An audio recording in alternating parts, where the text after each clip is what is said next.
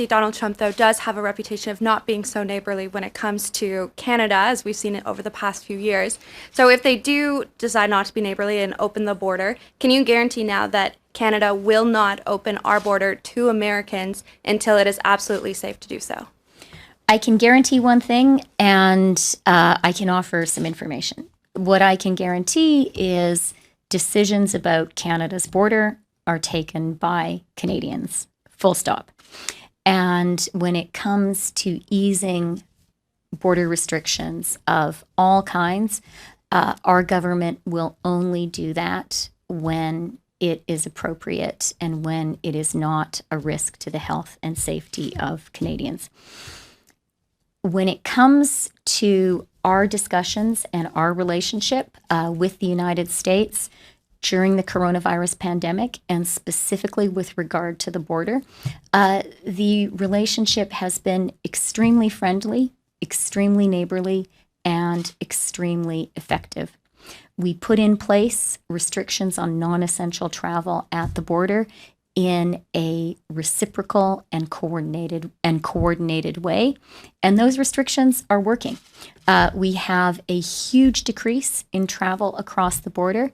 At the same time, essential travel and essential trade in food, in medical supplies continues. So the relationship, in fact, is working really, really well.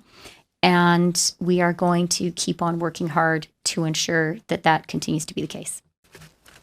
We received, as the Prime Minister said, we received late last night a formal request from the province of Quebec for direct aid from the Government of Canada and from the Canadian Armed Forces. We are looking urgently at that and are looking urgently to see what the Government of Canada, what the Canadian Armed Forces, what the Canadian Red Cross can do to help. We agree that this is an absolutely urgent situation. In terms of the precise tasks that Government of Canada personnel could do and the precise numbers, that is something which is being discussed even as we speak. There will be a First Minister's call later today with the Prime Minister and all of the premiers. I will join the Prime Minister on that call and support him. And, you know, I want to emphasize, as Jean-Yves has already said, we are fully seized of the urgency here. We are working very hard to support the province of Quebec, as is the federal government's job. We don't have details to offer at this moment on personnel or tasks because those need to be worked out, but they are being worked out right now. I'm wondering if your intelligence officers provided you with a Canadian-produced assessment of the coronavirus threat at that incident response group meeting in late January. And if so, what were their conclusions at the time? Laura, I am not at liberty to go into any details of intelligence shared with me and the government and other ministers.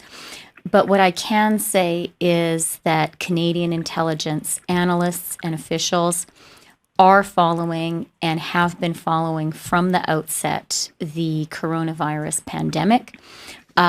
This is currently the biggest threat that Canada faces, and it is absolutely appropriate for our intelligence officials and analysts to be following it closely. And that intelligence is shared with the government, with key ministers, and it absolutely has and continues to inform our response.